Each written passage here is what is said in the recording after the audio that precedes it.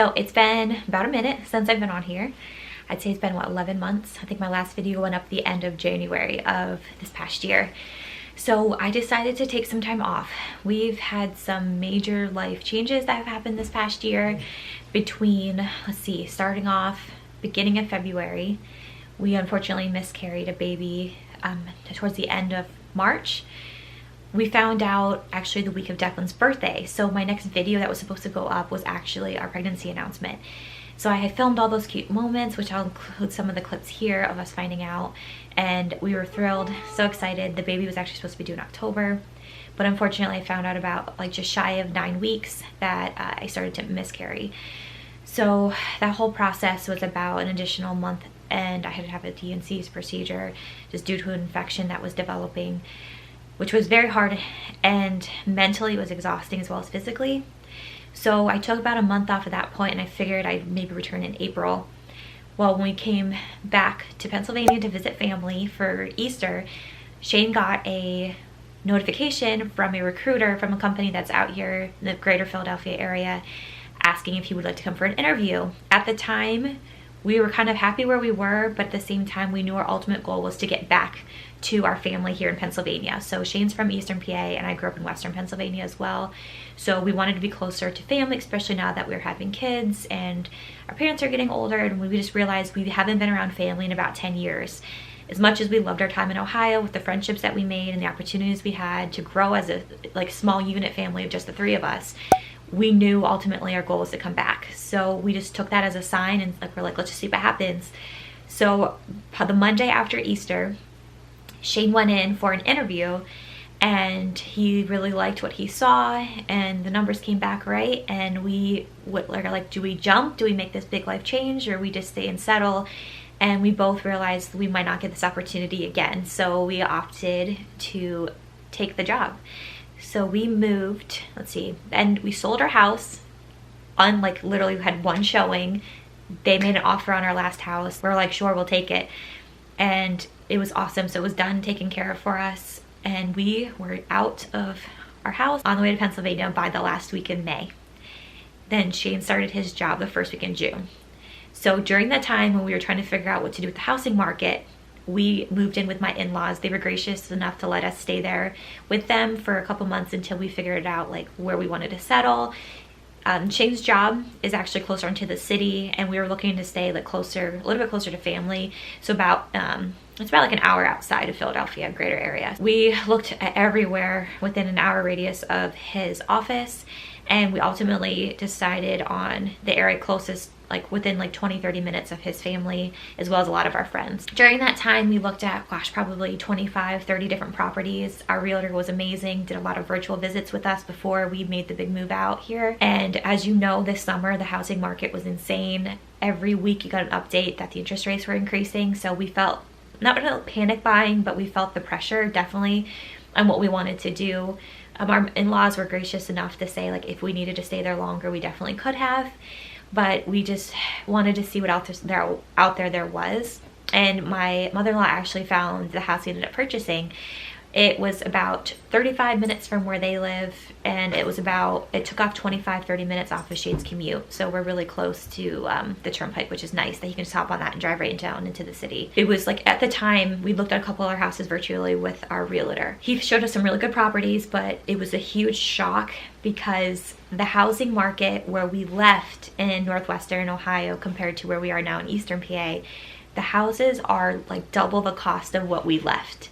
And a lot of these homes have not been touched since they were originally built, anywhere from like 1960 to 1990, which we knew like we were okay with, like a fixer-upper. We love doing projects. I love doing interior design, and Shane loves doing, like, keeping his hands busy and doing the homework projects. So we knew we were okay with that if we needed to. It was like a giant shock on like how much love these homes really needed. And the thing is, out here it was so competitive that you were getting like sight unseen, no inspections, no appraisal, like everything was waived, and houses were still going 100 up to even 100,000 over asking. And these houses were already like on the higher end of our budget to begin with. So when we came across the house that my mother-in-law found for us, we knew the house itself wasn't our dream home, but the property had so much potential. So we knew that if we wanted to stay here forever, we could. The house is beautiful and it's big enough for us for sure, but it's just not really, it's a lot tighter and more confined than our last house. As you saw from some of our previous videos, we had very high ceilings, open concept home. Our original house in northwestern Ohio was built in like 2003, but the previous owner had completely remodeled it and made it super modern. And it was so hard leaving that to like looking at a lot of these traditional colonial style homes. But we know, like I was saying, that this property is what wowed us more than anything. So we were lucky enough to find a house that was on 2 acres. It has a beautiful in-ground saltwater pool. It has an external building that is heated, that has a 2-car garage in there. So Shane can have his like gym, his workshop. It has a huge, beautiful garden. I'm excited to be able to show you guys some of the property more. Unfortunately today it's like really dreary, so I can't really give a tour yet. But that's kind of my goal, is to walk you guys through this here in the next coming year of all the different projects that we want to plan on doing with the property. But the previous owners did a fantastic job updating all this. A lot of the stuff on the property itself wasn't here originally. So they actually bought the house in 2015 and they did all this in 5 years, like 5-6 years. And they added so much value to it. But it's very beautiful, it's very private. It's a little bit further out, and we knew the potential of the property, that if any hobby that Shane and I would enjoy doing, we could do here on this property for sure. And it's a really cool opportunity for our kids to grow up on and like have open space and be able to run around wherever they want. There's a fenced-in area, which is nice for like when Declan and our future kids have space to run around, as well as Holly. Like, we can't go wrong with it. So we decided to put in an offer. They graciously accepted, and we had the house at the beginning of August. So we're really excited to make it more of our own. We started doing some projects, just more like paint updates and things like along those lines. We moved into our house the first week in August, and thankfully with all the help of our family and friends in the area, shout out to you guys have been amazing helping us in this journey, settling back here. We definitely miss our friends and the little family we formed with them out in Ohio. We're very lucky to have a very supportive group, especially going through some challenging times, and especially this last year. So we could not be more grateful for you guys. Also, during all this craziness, when we were living with my in-laws at Shane's first week back at work, we all got COVID. So that was great. But yeah, it was just like one thing after another, and there was never really a good time to get started. And I just realized like I was so overwhelmed with everything that was happening this year. Like I said, between physically going through recovering from a miscarriage, trying to help fix my health, and then when I finally felt really good, we all got sick with COVID at the beginning of June. And then between traveling for some of our friends' weddings throughout the country, and then just finding a house, moving into our house, getting settled there, 3 weeks into moving to our house that we are expecting again. So we were very thrilled. We've been trying since he was 18 months old. Like I said, we had the miscarriage at the beginning of the year, and I just needed my body to have a break. So I did everything I could possibly to reset. If you guys are interested in a video on how I did that and how I was able to not really fix my fertility, but kind of pay more attention to it and brought awareness to certain things, and conversations with my doctors, between my endocrinologist as well as my OB, on how to be able to conceive with an autoimmune disease, which makes it very difficult. So if you're interested in a video like that, I can definitely do that for you guys. Let me know in the comments below. When we found out we were expecting, I'm not gonna lie, I was very apprehensive on sharing the news this time around. The one thing I said is I always wanted to bring awareness to it, that unfortunately miscarriages are common, and it's sad because a lot of people think it's taboo and nobody really wants to share going through that difficult time. But I think the more women that are aware of it and know that there's others going through it, it does help to know that you have that support. So it's one thing Shane and I both said, that when we did find out this time around, we told our families immediately, just because they know what we all went through at the beginning of the year.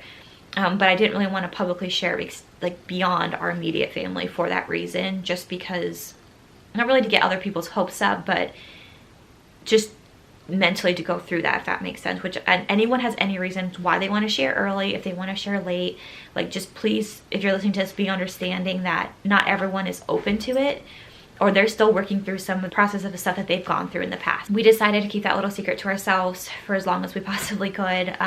We opted to share the news once we had a confirmed ultrasound.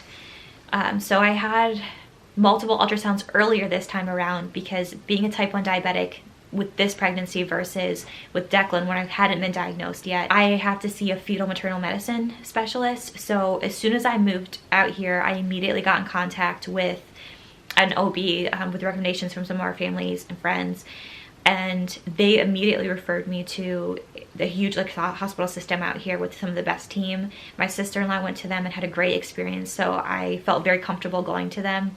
Right off the bat, they were like, let's get on the ball. Here's your care team. Here's your nutritionist. Here's your diabetic care team. Here's your perinatal doctors. Like, I had a team of like 7 or 8 different doctors at this point. I literally say and joke that I'm at the doctor all the time at this point. Like, I'm not exaggerating. I am in contact with like one of my physicians probably 2 or 3 times a week since conception. So I've been very busy with that, but I do have to say, knock on wood, we've had a very successful pregnancy thus far. When I'm filming this, I am 19 weeks today, so I am halfway through. We do know the gender, and I did announce it on our Instagram, so I just did a short one because some family members and different people were kind of suspicious just based on a photo that I posted. It's so hard at that point around Halloween. I was showing, like, I went from not showing at all to all of a sudden popping like crazy. Couldn't hide the bump any longer. So I realized, like, between Halloween and when we officially announced, I did have a more confirmed like early anatomy scan, and I wanted to ensure that everything was okay. Our blood work came back okay for the baby, so we felt comfortable as a family to announce at that point, so that's why we did that. But yes, we're very excited. Little baby will be due technically the first week in May, but we will be I'll probably definitely be induced by like week 39. It's kind of standard if you're a high-risk pregnancy. They don't, especially as a diabetic, they don't want the baby growing too big. So more than likely I'll be induced at like the last week in April. So I'm really excited. Declan's thrilled. He talks to the baby all the time, and he always says that like the baby's kicking him, and it's just very cute. So we're very excited. We are really excited of the 3-year age gap because he's going to be so helpful. He's so hands-on already.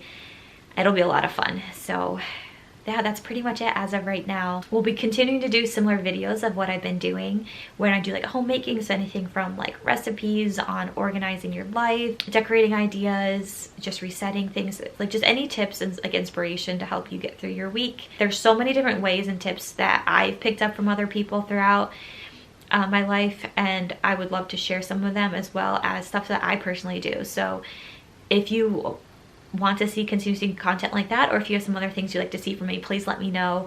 Like I said, I'll also be showing some like house projects and different things along those lines. We plan on painting Declan's room. We plan on doing the baby's room.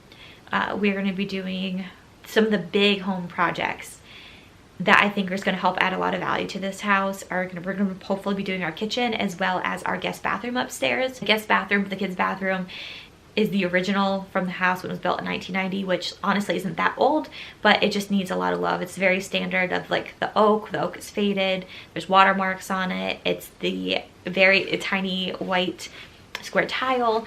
So like I said, it's definitely usable, but it needs updates. Like you can just tell like certain things are starting to go on it. So we're excited to be doing that. Shane seems to think that he can get all this done before April. We'll see. I don't know. We'll see about that. I feel like he's very ambitious in this moment.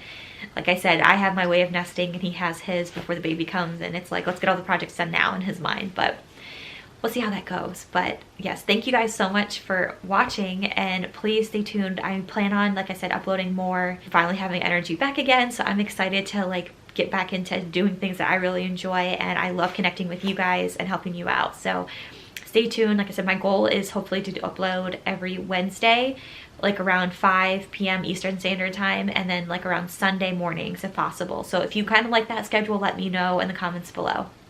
So stay tuned. Also, another question. I'm considering switching my name to just my name itself rather than doing Basic and Beautiful Lifestyle.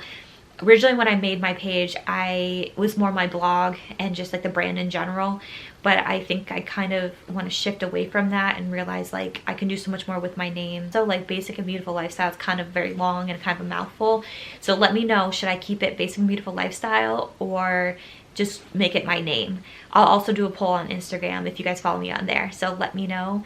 But like I said, stay tuned.